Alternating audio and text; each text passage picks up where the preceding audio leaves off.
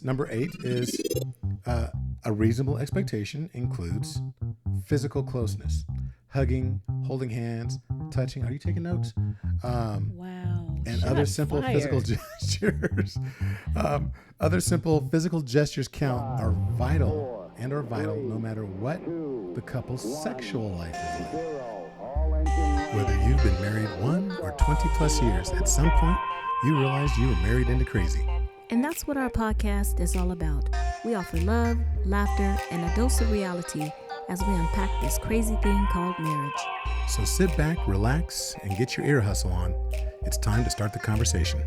All right, let's go.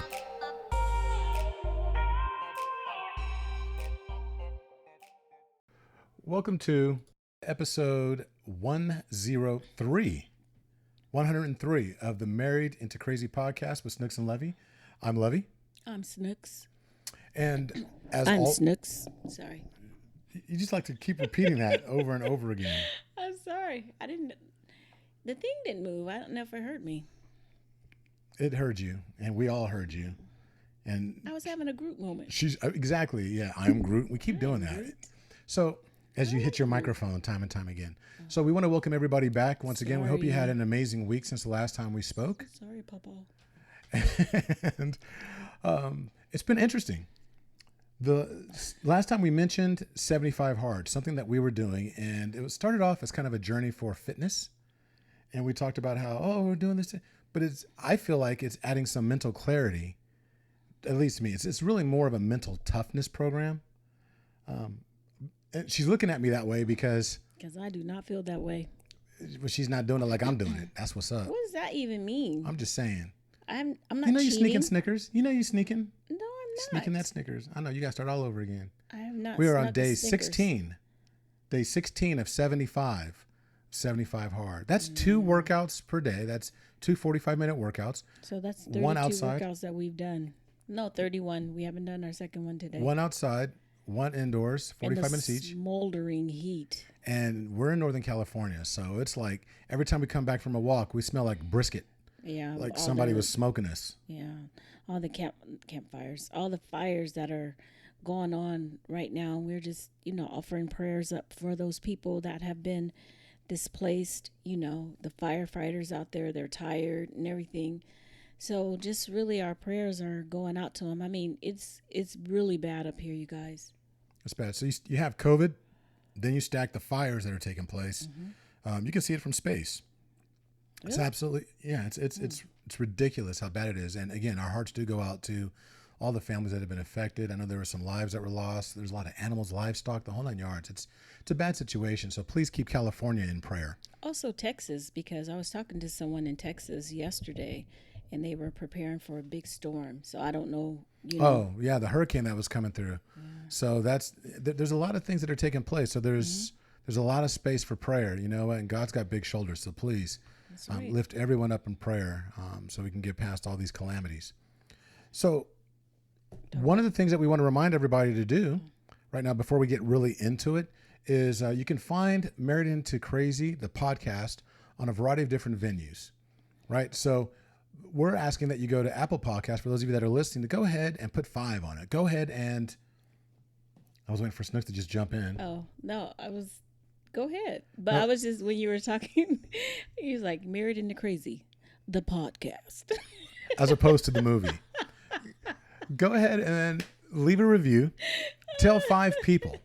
Tell 5 people about the podcast. We're trying to expand the audience so that way we can increase, reach and really bring in more voices, because we take in a lot of questions from people. Discoverability.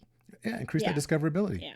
And it's fun because as you hear from the more eclectic, the more diverse the listenership, the more interesting the conversation becomes. Mm-hmm. And that's what we're really trying to do across the board. So please share with friends, family, everyone, and go ahead and put 5 on it. Go ahead and leave us a review as well, because that does help with the discoverability and increasing, the ability to see the podcast on Apple Podcasts. Mm-hmm. Don't forget, we're also on Pandora now and a variety of other places.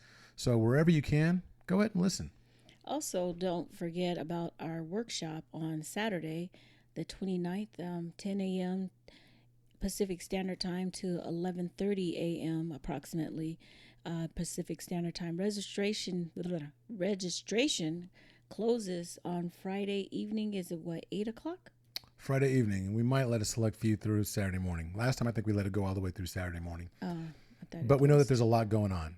I've actually had some people email us, which is kind of cool that they did that, to let us know that they want to, but there's just so much going on in life right now with families being displaced and so forth that they can't, but they look forward to participating potentially next month. So, we're not going to tell you have to be this weekend, but it would be nice to see you this weekend. You have to be there. No.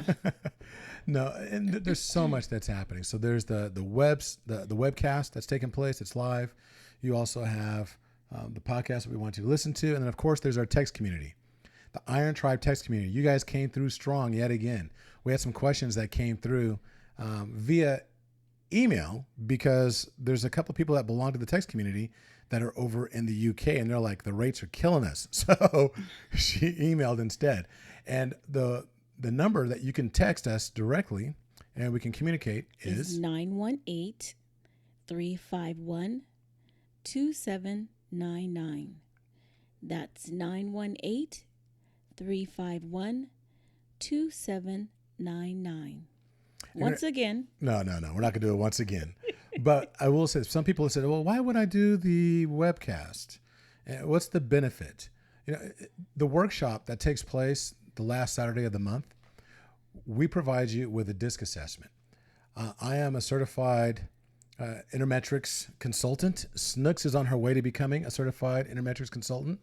She just went through her extreme execution coaching with the team from ETA, which is better known as Eric Thomas and Associates.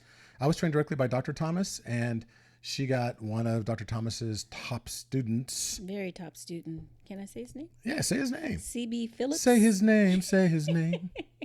And Coach Anthony Maximus Manalo. They're doing a phenomenal job in training. It was great. It was really a good time. It was supposed to be 3 hours, but we kind of held them over with questions. And I mean, the information was just really great. So hats off to CB and Coach Anthony, Coach CB, Coach Anthony. Thank you so much. I enjoyed myself, and it was right up my alley. Yep, they're a great couple of individuals. CB and I went through training together. He and I were basically on a one-on-one with ET, and it was phenomenal. And he's got this passion for training up other coaches. I don't have that patience. Yeah, because it's so funny that you even bring that up. So I was talking to one of the ladies I work with, and she asked me about my weekend, and I was kind of telling her I was going through training, coaching training. And I mentioned that you were also coaching. She goes, so why would you have someone else coach you when your husband is a coach? I said, are you kidding me? We would be tearing this house up. I said, there's no way in the world I would let him coach me. And she's like, why? You guys do your podcast together. I'm like, exactly. I know how he acts. It's different. And you have to have a passion for it. And CB and Anthony have a passion for teaching leaders, for raising up new leaders. You do too. I do. You but don't it's like different. to. Don't like to embrace it. It's if I have to, I'll always provide an assist to them when they need it. But it's one of those things where I have a passion for couples. I have a passion for communication between individuals, which is what a coach is. But this is my lane. This is where I love to be. And so anyway, and that's what we do in our workshops the last Saturday of the month. You have a free webinar that's on our website. You can go check out anytime to see, is this something that I really want to do? We go into a little bit of detail with the free webinar on how to have a 5-star marriage. Everybody wants that 5-star or relationship.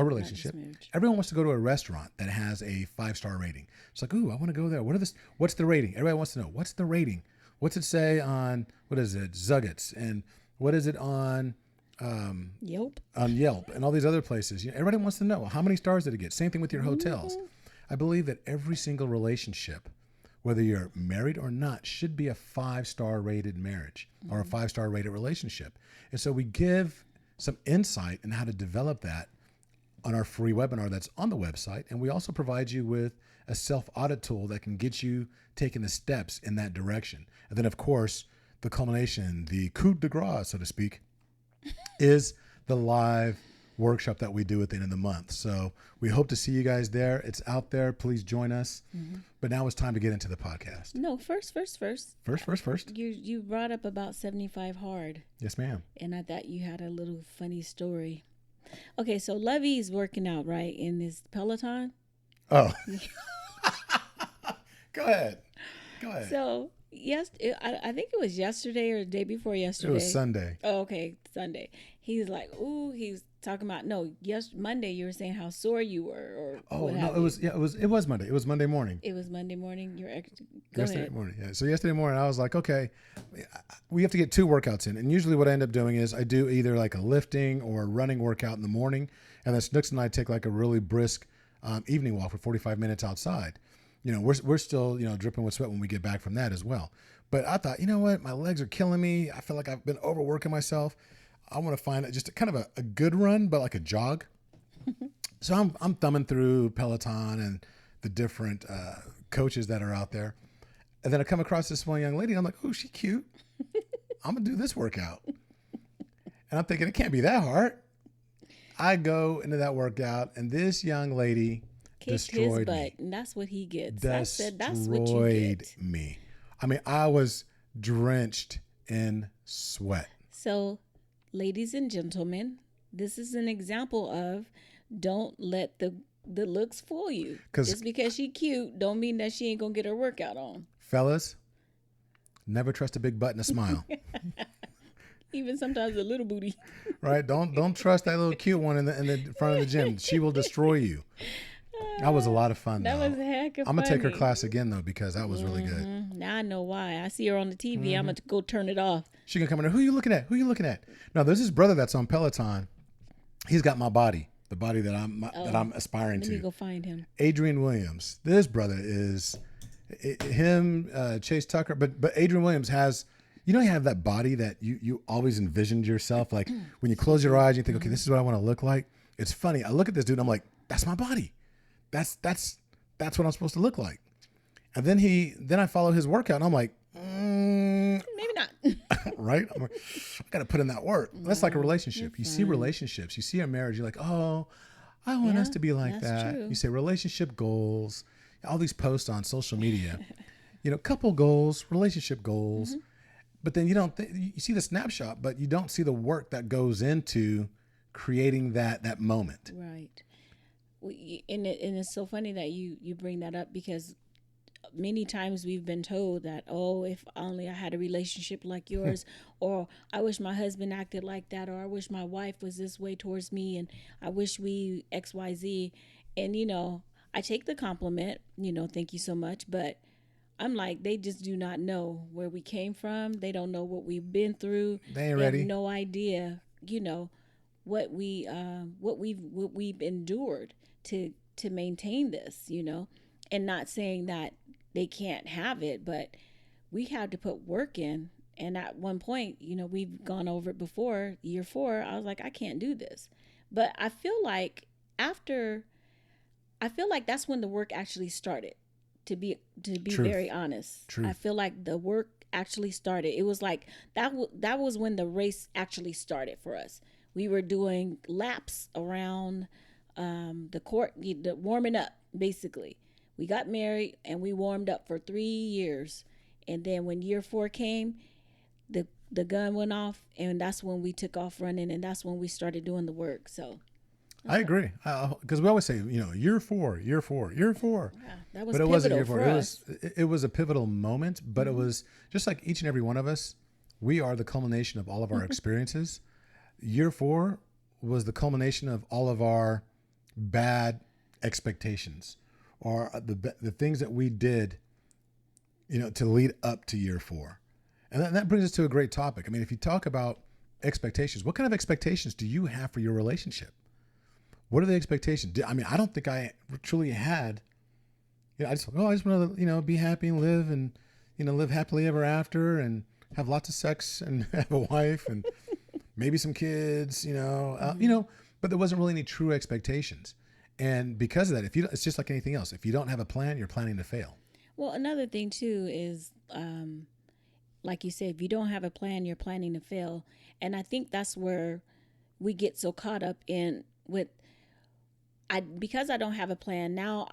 Things are not going the way that I envisioned them to go. So now I'm left with tears. I'm left bitter. I'm left angry. I'm upset. I don't want to do this anymore. I thought that it was just going to be a whole lot of fun and excitement, and it has been all of those things. But because I did not have an altogether plan, Right. or I want to say plan, but yeah, maybe plan. I know what I wanted. I never really deviated from that. So I feel like I still, at the end of the day, I've accomplished what I set out as far as what I wanted my marriage to be. Because I was not going to settle for just anything, because that's why You got married we because we weren't Hey, settling. That's yeah. right. You didn't settle. You hit the mother load over here, girl. Oh, I got pay dirt. Is Hey, that what it's girl. called? Hey, girl. That's right. You hit I pay hit dirt. pay dirt. No, but sometimes expectations, having the wrong expectations, can lead to an unhappy union, an unhappy relationship, an unhappy marriage. And I looked up an article. Believe it or not, we pull from a lot of different sources when we're doing our research. We're learning how to, because even we're trying to learn how to still become a better couple. Always. I think that's what we should all be doing in life. Yeah, I'm still working on him. She is. I'm a work in progress. I ain't gonna lie. Whatever, you're fine. But there's a Divorce Magazine. There's a thing called divorcemagazine.com. Wow, I didn't know that. It's everything. I was even in an airport once and saw there was like a divorce counselor or Was that when we came back from? We came back from.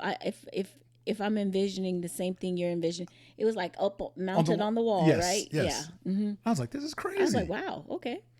It was like, hi, I can teach you how to have a divorce. And I'm like, how about we teach you how to have a marriage? Happy marriage. Yeah. And I mean, it was kind of like ask the questions like, are you unhappy? Are you this? Are you that? Or something along those lines. And I sat there. I think I took a picture of it because I was like, I can't believe this. I'm watching this, not watching it. I'm sorry that I'm seeing this, but Everything you why just not? described, though. I mean, I could have said yes to all that, but I was constipated. Oh I was my like, goodness. I needed a divorce. Oh man, I thought it was just my stomach. just gas. It's gut health. But the magazine points out several of these expectations that are relatively negative. And if you have these expectations going into your relationship, it could be very problematic. And I'm just going to read a few. It says, if you believe that your spouse, or you expect your spouse, I should say, expect that your spouse should fulfill your every need. Oh, she's a slave. If you have the expectation that your spouse should serve as the primary source of your happiness, Oh, he's a jester. that your spouse should fill all of your companionship needs and that you should fill theirs. Am I a dog? Here, girl. Your spouse should mirror what is important to you. Ooh, that's an interesting one. That your spouse should always be the center of attention, or that you should always be the center of attention to your spouse. Narcissist. Ooh. And here's another expectation. The excitement and passion should continue as it was earlier in your relationship. I kind of agree with that, though. I think that one's deadly. No, I think you should be passionate about the relationship, but to believe that the passion and the excitement is going to continue, and always there's going to be an ebb and flow. There's going to be an up and down. I think it's a false expectation for you to think that it's always going to be, well, if we were truly in love, we would always be happy. I don't think that's real. Yeah. I'm trying to think about it. You need to stop reading them books you read. Whatever. No, so I mean, and Those that's, books led me to you. What you talking about? hey man, we keep reading. Stop listening to the audio ones. You I'ma need to stop. return them pages. I'm just playing. I'm I'm playing. about to say, you She's know, about to hit me. I know. So what do you want? You want to chime in? Okay. No, you said you earlier. Okay, so yeah, so what I did was I took a couple I did a couple surveys or interviews with 10 couples, and they were these are people that I work with, and I just kind of sprung it on them, like, hey, so tell me what your expectations were of marriage prior to getting married.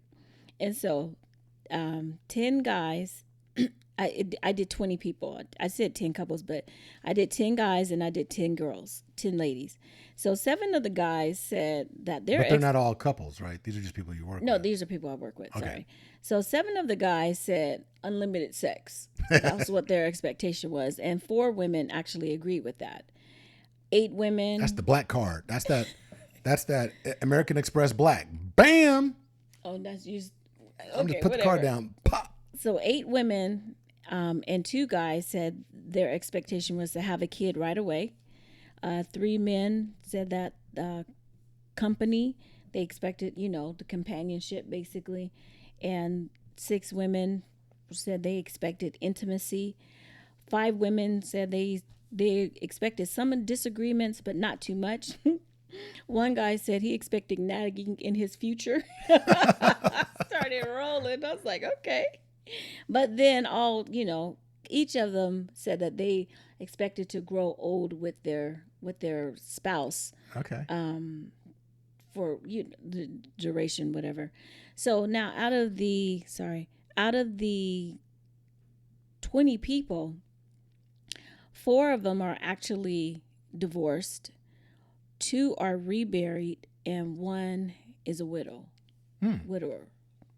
So they said now the majority kind of agreed that the majority of time sex is pretty much scheduled.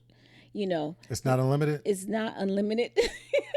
It's unlimited scheduled. It's an unlimited schedule. So it's not like an all inclusive. No, So it's not the beaches resort. Beaches resort. It's okay. No. I'm just checking. No. I'm just checking. Oh, what she was It is up in here. okay. All you can eat buffet. That's what I'm saying. All inclusive. Up here in the Snooks and Lovey household. Sometimes the dish is hot. Sometimes it's cold. I'm saying, but it's no. Cut it out. Okay, go ahead. Anyway, so majority of the time the sex is scheduled. They don't laugh and joke as much as they thought they would. Some said that some argue there are very few arguments. They were able to do some vacationing, but like I said, out of the ones that are still married, they're still in love with their spouse. Some feel like because of all the responsibilities at home, the kids, the chores, whatever.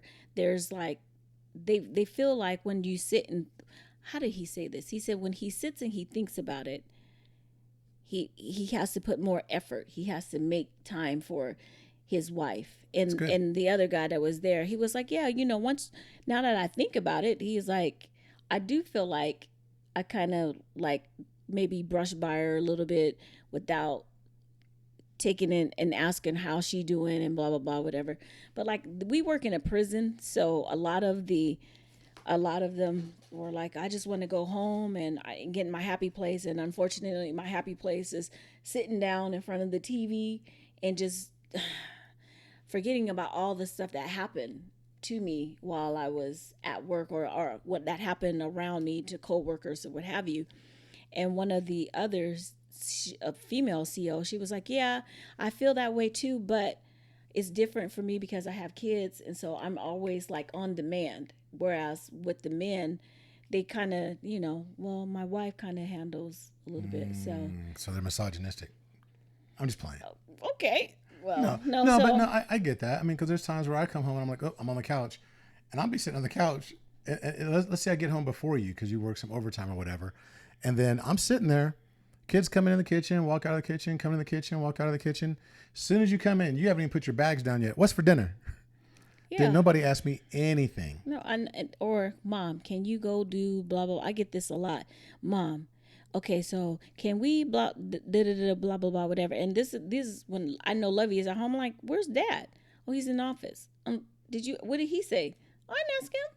I'm like, wow, seriously, you can't ask Dad? That's another expectation, right? We're talking about relationship expectations, but the children have certain expectations as well. That's who we should be interviewing. Kids, right? Okay, we're gonna have another their problem. another Born Into Crazy episode. But I'll tell you what, I saw a meme just this week where it said that the kids equivalent to let me speak to the manager is When Where's they come up, mom? yep, when they come up to the dad said, "Where's mom?" That's their way of saying, "I'd like to speak to management, please." Or let me speak to your supervisor. That's funny. Yeah, because they do tell on him too. Little snitches. But here's the Anyway, thing. go So ahead. when it comes to relationships and expectations, you have to have reasonable expectations. And I don't know that I agree with that word reasonable. Well, because reasonable is subjective, I feel like. I think it should be. It depends on each person's. What's reasonable for you may not be reasonable for me. So let me throw these at you and you tell me Okay. what your thoughts are. Alrighty. Okay, so this article considers a reasonable expectation to include commitment in marriage. Well, duh. Don't say Okay, duh. I'm sorry. Yes, Don't say duh. reasonable. There would not be a website called divorce.com. Yeah, you're if- right. Okay, so But okay. we're assuming that that's the reason why they got divorced. Right, true. Okay, there's a go variety ahead, of go reasons. ahead, go ahead. Okay, so it should also include verbal affection. I agree with that. But what's verbal affection for you? You know, when Snooks likes to leave these little notes, and we used to do it more often, but every now and then, get like a little note. I'll go out to my car and there's like a little note on my steering wheel, and I've done the same thing for her. Or she used to put like little notes in my lunch bag, or I've not as frequently, but I've done it for her as well. And it's just, or there's something left on the pillow, like these little love notes here and there. And I think verbal affection, it's even if it's corny, it just lets you know that they're thinking about you. And I think that goes a long way. And I think that's not unreasonable. I think that's a reasonable expectation to be able to verbalize your affection. And not everybody, like we teach DISC, right? And we use DISC to actually talk to different couples, different individuals that want to be in a relationship. And everybody has a different behavioral style. And so verbal affection may not fall within the scope of what you consider to be a natural expression of yourself. It might be like there's the 5 Love Languages by Gary Chapman. There's another book that talks about different ways to express your affection, your love, your commitment to the relationship. So maybe it's not verbal affection. I think the expectation is reasonable, but it might manifest itself in a different way based on your love language. Well, I was about to say, but that's what I mean is I feel like that's subjective too, because verbal affection, it could be from you. It's like, you know, I love you, girl. You know, I love you. Girl, you know. But Girl, you know it's true. okay, Go Millie ahead. Vanilli, cut it out. But for me, I might be like, okay, that's not. Tell me something else. I mean, you know. Right. That's like when I come home and Snooks is like in the bedroom, and then as soon as I walk in, she's got this look and she throws her arms out like ta-da, and I'm looking around He's like what? And you're like, I cleaned the room. So Lovey's love language is Sex? No. well, I should say my love language is acts of service. And so when I know that there's something that's bothering him or he wants something done, but for whatever reason he's not able to do it, I'll do it. And when I do it, like there's a project that needs to be completed and he keeps, oh, I need to get this done. So I already have in my mind planned, like I'm going to do that and I'm going to do it for him.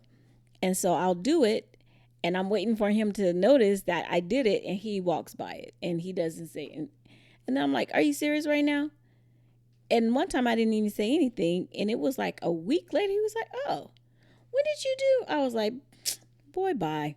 It's been like that for over a week, you know. See, 23 years in the game, and you know we still miss things. But see, my love language is, you know, affection. I was gonna say we already know what yours is. You No, already said it's not. It's not sexual. It's one of those, just proximity. Us being close together and walking, holding hands. Huh. Except for when it's hot, because when I try to Oh, hold his because hand, she is like heat miser. Like we're going to walk at night doing 75 hard. She wants to hold my hand. I'm like, you have lost your bleeping mind. Because He's she'll like- touch me and like she'll like melt the ring on my hand. whatever. Oh man, she is like funny. an inferno.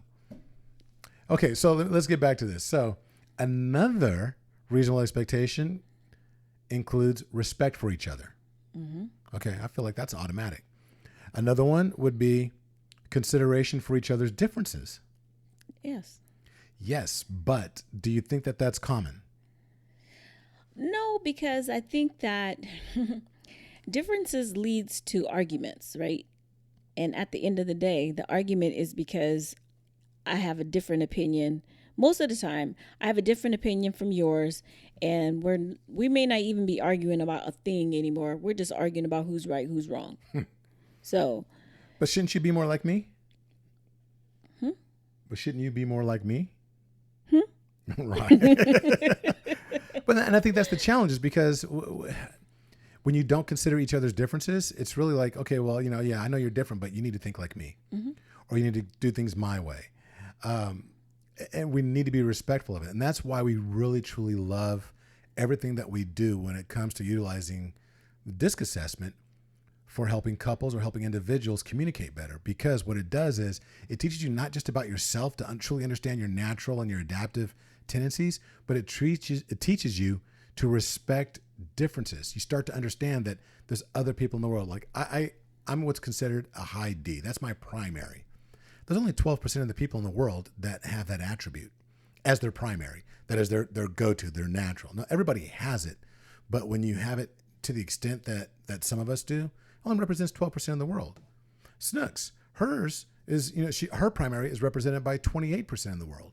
And you start to think like, well, why don't they do things the way I do it? Or why don't I do the things I do? We're both very task-oriented, right? We focus on the task, but we focus on approaching it very differently. Very differently. And we wonder why the other person isn't doing it like us. So, but now that we have our training and we have a better understanding, we approach things like, okay, at least we give consideration. Not saying we agree. I was about to say, and it's not even so much about us wondering how come. I never wonder how come you don't do it like I do it. I just wondered why you get upset at the way that I do it. I'm like, dude, this is just my process. And Lovey's process is totally different from mine. We want the same thing, and a lot of times in marriage or in relationships, you guys want the same outcome. It's just the way of getting there. That's the big issue. That's the problem. It's funny because she says that, that I don't like her process. The difference is she's a high C, I'm a high D. We're multiple things, but we kind of lean on those. She has a process. I don't. I just do. She has to figure it out and do it, make sure it's done correctly. And I'm not always concerned about it being done correctly. I'm just concerned about it being done. If it needs to be fixed, we'll fix it. But see, that's the kind of stuff you'll be able to pick up in our training, in our workshop. That's going to be this upcoming Saturday on August 29th. Mm-hmm. So the next thing is, another reasonable expectation is spending quality time with each other while understanding that each spouse has other time commitments. I know you have other things that you need to get to, but right now, my expectation is that you sit here next to me. I've done that. Yes, you have. That's why I laughed. This is where the yielding part, and this is again something we go over in our training, but the Y in crazy stands for yielding. And there's times where, even though that could be considered an unreasonable expectation because some things just need to get done within a time frame, but there are times where it's like, you know what? If it's not critical, if it's not urgent, stop, drop, and roll. Stop and do what you need to do to make the other person feel valued. Well, and also, I mean, that's from you yielding to me, but also me yielding to you is, okay, yeah, I want us to do this together, and I really have my heart set on it. And we may have even talked about it. We may have even made plans, but then something happens where we can't. Me yielding is saying, oh, okay, I understand. You go ahead, or we'll do it this way or the way you want, blah, blah, blah. Doing that without placating you, Right. I'm not being, what is that word I'm looking for? Is the other P word? I forget. Anyway, but I'm not doing it just to pacify. Not pandering. Yeah. You have to, when you yield, yielding is not just a word. It's an action. It's a feeling. So it's not like, oh, I did this for you, so now you need to, no. Well, that's conditional. Well, that's what I'm saying. You have to, if you're going to yield with your whole heart, because it's not fair for you to yield and then throw it up in my face later on that this is what you did for me. You know what I'm saying? Amen. I hear you. So stop doing that. Yes, ma'am. I will immediately, right now. No more. Won't do it anymore. He's so crazy. So another one is, number 8 is a reasonable expectation includes physical closeness, hugging, holding hands, touching. Are you taking notes? Wow. And Shot other simple physical fired. gestures. Other simple physical gestures count are vital no matter what the couple's sexual life is like. And that's why I was saying earlier, we kind of covered Yeah. that. That's my love language. And we do that. We touch, we all, like at night, neither of us can go to sleep unless we're touching. It could be just our feet touching. It's so beneficial when it's cold outside in the summer, in the wintertime, because Lovey stays hot all the time. And when I get in the bed, my feet are like ice cubes. And so I'll cinch him over to him. I could just feel the heat radiating. He calls me heat miser. I can feel the heat radiating from him. And all I have to do is just keep my feet there just so that they thaw out just a little bit before I pounce on him. And he takes it with good heart. He's a good I do sport now. about it.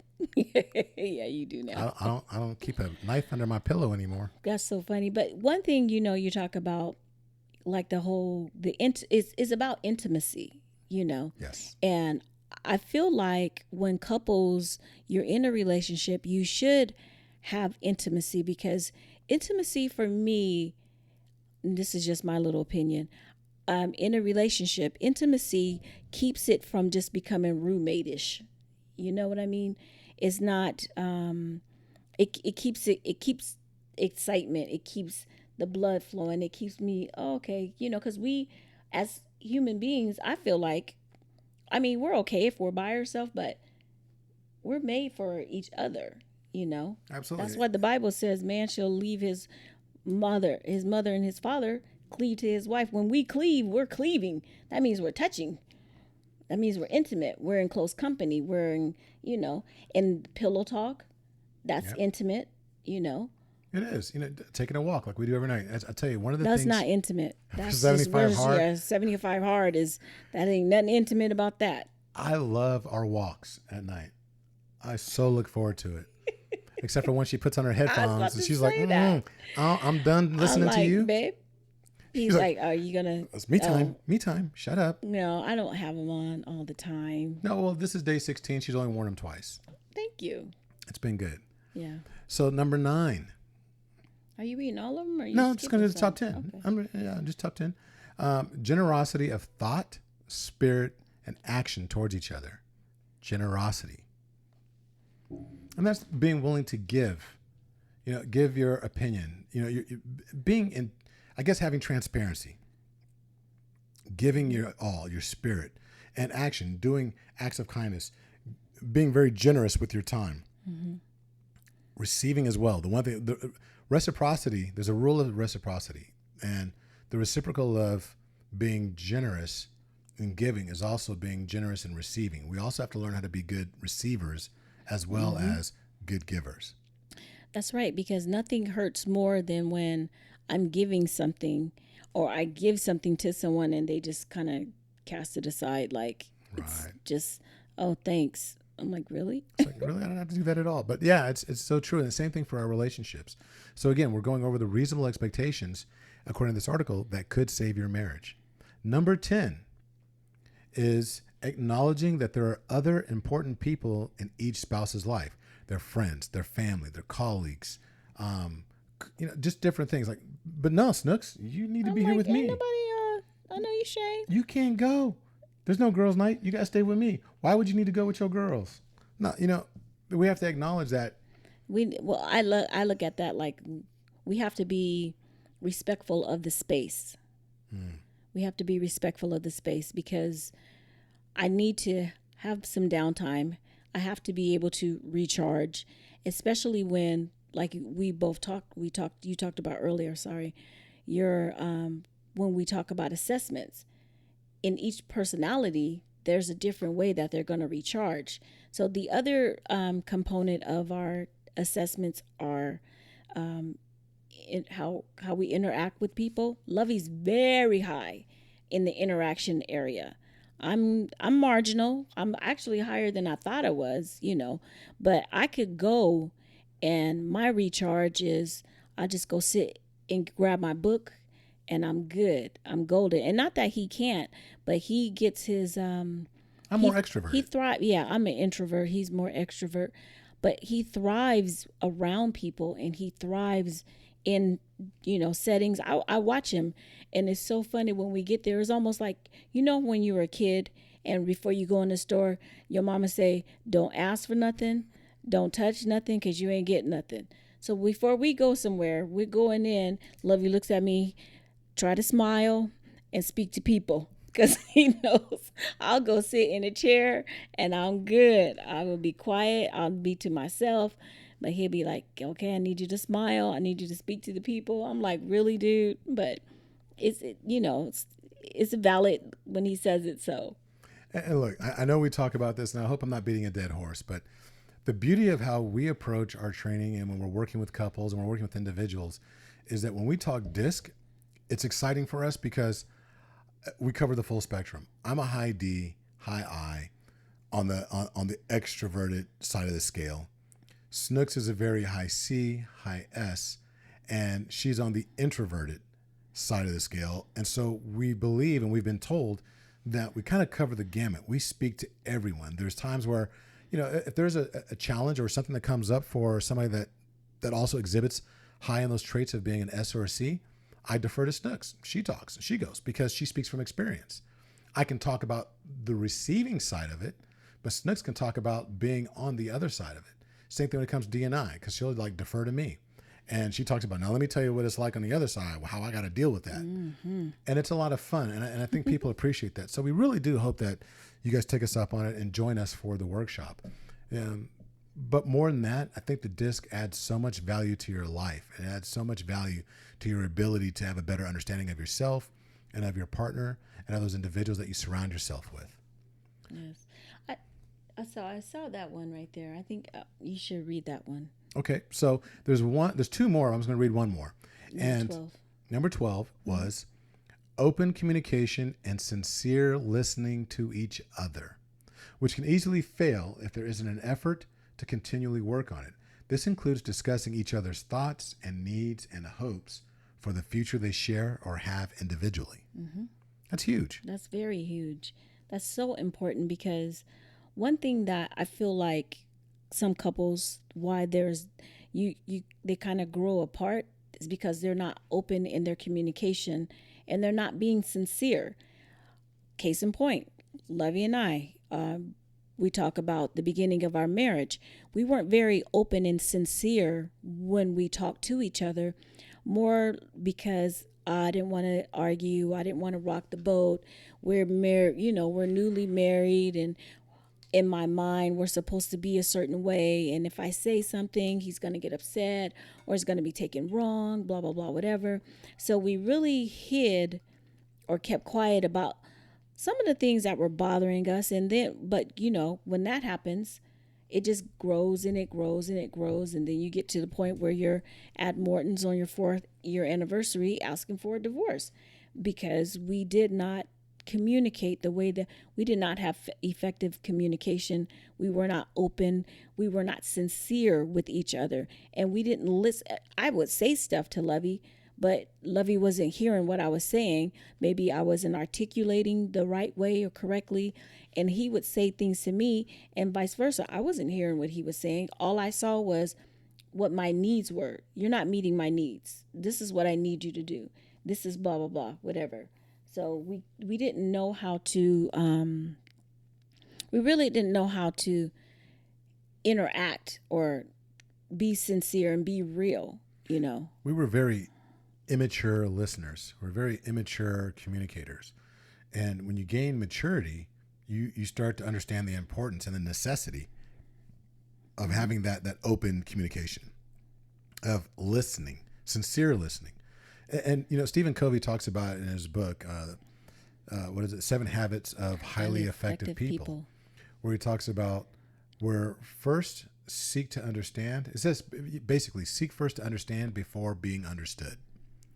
And that's something that every single person in a relationship needs to really hear time and time again and make that part of their mantra.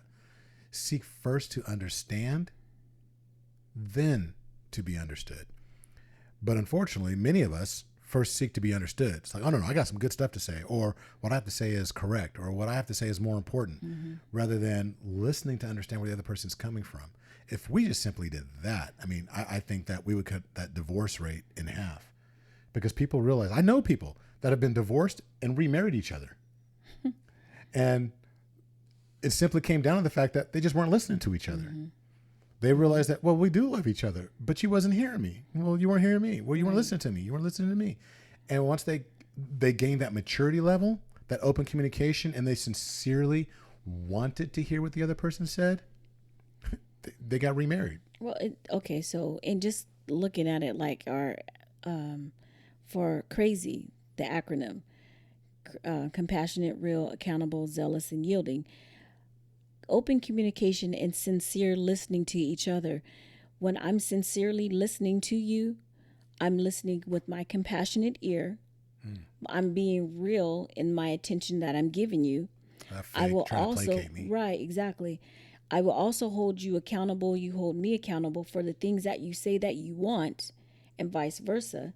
I'm going to be zealous because this is what you want. I'm going to be enthusiastic about, okay, this is what we want. This is what you want. And I will also yield when you feel like, okay, this is what, no, I just have to, or, right, I gotta go that way, or I gotta this or whatever.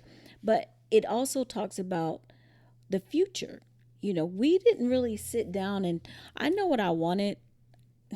I'll talk about that all day. I know exactly what I wanted. At the end of the day, we said what we wanted, that 3-hour conversation we had.